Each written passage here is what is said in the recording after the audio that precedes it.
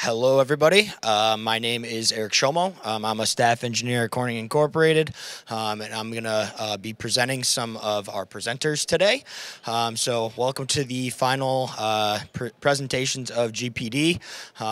This will be all of our tempering sessions, and I want to introduce you to our first speaker, Mikko Rantsala, who is a senior manager from Glaston.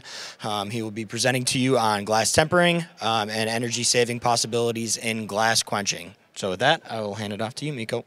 Okay, thank you. Sustainability is the important matter today, and energy saving is strongly related to that. And the aim of my presentation is to show that there are possibilities to reduce energy consumption in glass tempering cooling. This is a typical glass tempering line.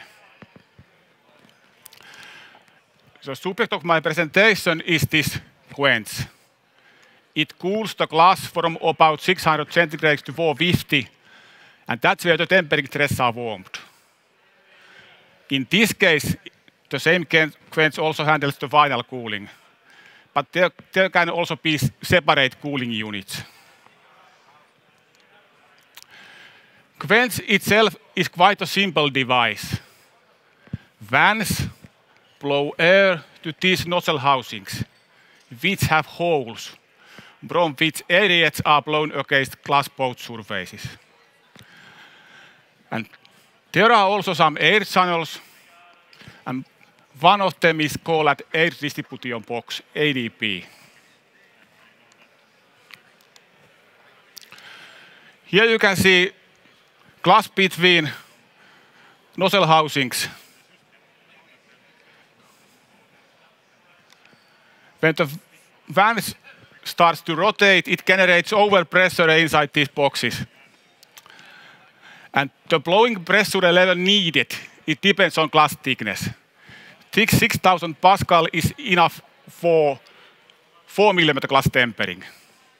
But it depends on the dimensions of the notch array also. In air distribution box, there is a valve which we can set a little bit different pressure on top and bottom side.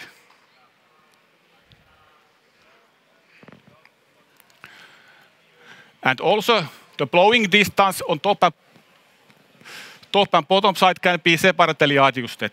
And these last two controls are done to keep the glass as flat during quenching.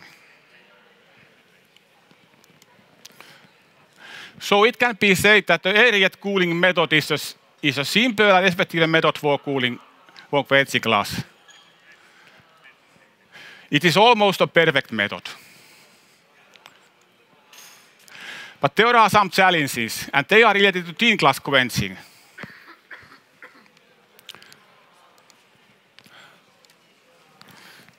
Here you can see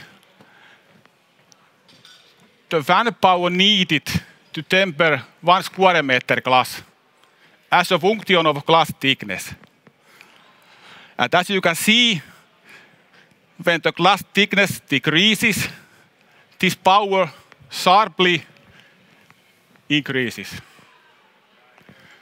And it can be said when the thickness of the glass is 4 mm, this power starts to be unknowingly high. We need big fans and also big fan motors.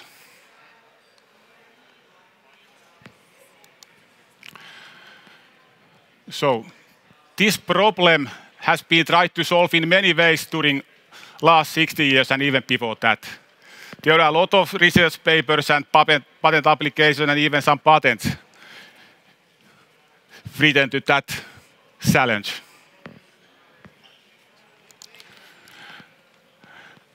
In glass water mist tempering, the idea is to add small water droplets to air so that when those droplets hit the glass surface, they will evaporate and that will boost the cooling.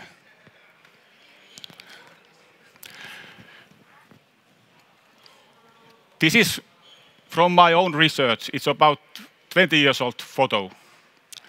in it I use too much water. It easily breaks the glass. The water amount can be controlled. There is a valve in this water feed, but also by changing the nozzle type model. Well, I got some glasses without breaking them. But I must say that it would be much easier if glass would be in a vertical position, hanging, some kind hanging glass in a vertical position instead of being in rollers.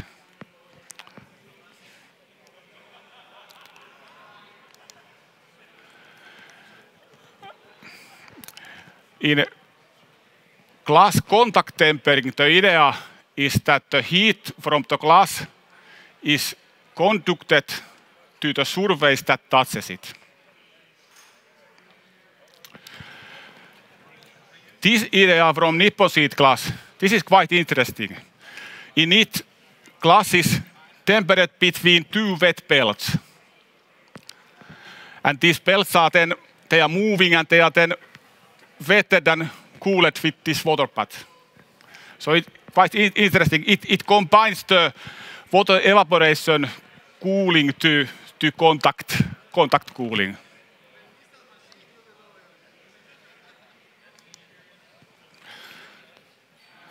This is maybe one of the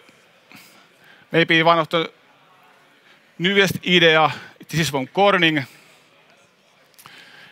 I think it's relating to very small sized glass, mobile phone glasses or something like that, most probably. But in it, the glass is cooled between two heat sinks. But there is no contact between the glass and the heat sink. So the idea is that the heat is conducted through the air gap away from the glass to heat sink. So the air gap is very thin. And it means that the temperature profile through the gas have to be like this.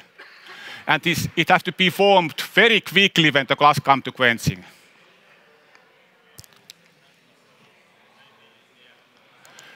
Then, when we use very small air gap dimensions, we can get high heat transfer coefficient. The heat transfer coefficient can be calculated by dividing the gas thermal conductivity with the gas thickness. And now, in this example, I use air as a gas. And then when I put the gap thickness to 0.05 millimeters, then I get 1000 as a heat transfer coefficient. That value is enough for 2 mm glass tempering. And it can be also done with air jets.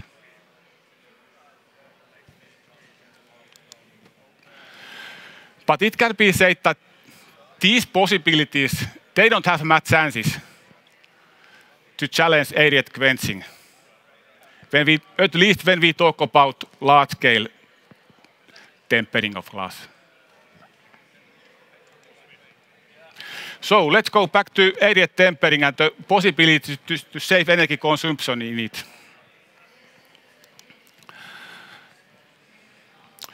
The blow to areas empty of glass in quench is waste.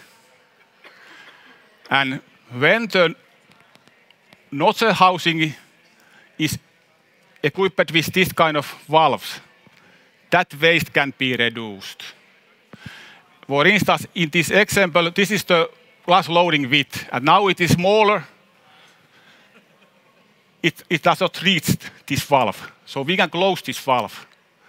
There is no blow to this area. And that generates savings.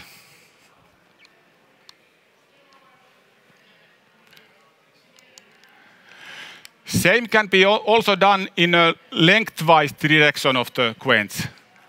Here we have the full loading of glass and such a quench type in which glass oscillates during the cooling. The minimum oscillation is about 600 millimeters that we use.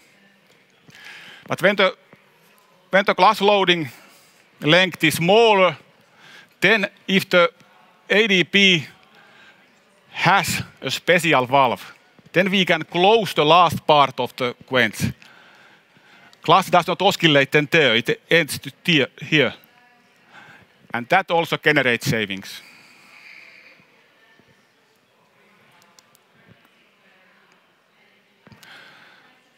And this figure shows what happens to one operating point when we use 10% reduction of blowing area. These black curves stands for the full area blowing. Here's the system curve and here's the fan curve. And here, in the point in which those curves cross, there is a one operating point. And it takes 463 kilowatts. But when we use that 10% reduction, well, the system curve also changes because we've changed the system by reducing the blowing area. But to get the same blowing pressure, in both cases we get the same cooling. To get the same blowing pressure, we can reduce the impeller speed from this value to this value. And the one operating point moves to this blue dot. And we get 10% reduction to fan power. It drops to 460 kilowatts. So there is an easy rule. The saving percent is the same as the reduction percent.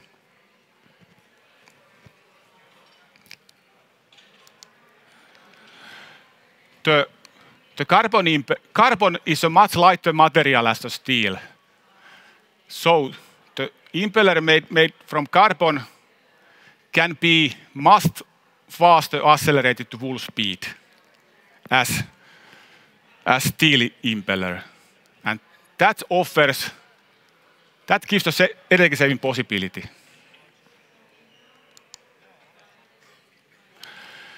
This figure shows one quenching cycle of 4 mm glass. It takes about 165 seconds. And here we can see the van motor setting. It's about the same as the impeller speed. And then we can see the van motor power intake. And this curve starts from tempering. In both cases, we need the same blowing pressure. We need the same cooling. So there is no difference between the steel and carbon. And same stands for cooling. We need the same cooling. You have to get glass to about 50. There is no difference. But now glass is ready. The quench starts to wait the next glass loading. And the idle time starts. There is the difference.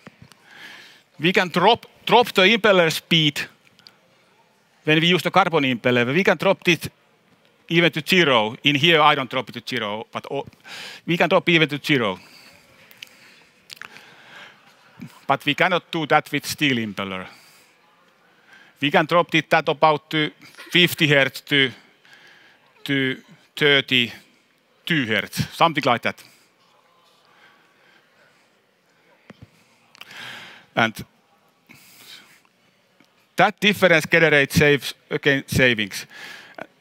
The savings are equal to this colored area in this figure. And it is 25%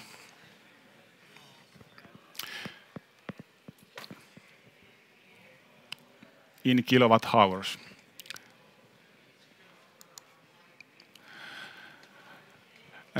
due to laws of thermodynamics, the air temperature increases when it's in fan. And well, it can be estimated if the pressure increases 1 kilopascal, then the temperature increases 1 centigrade. So in this example, this is for 3 millimeter glass. We need about 25 kilopascals blowing pressure to temper it. So the air temperature increases 25 centigrades. It increases from 20 to 45. But now this system has an air cooling device after the fan. And in my example, it cools the air from 45 to 35. So 10% reduction in air temperature. It is very realistic to cool it so. And again, this allows that we can use smaller impeller speed to get the same cooling. And we can, that's why the fan power intake decreases 9%. Of course, also this cooling device spends energy. It decreases the saving.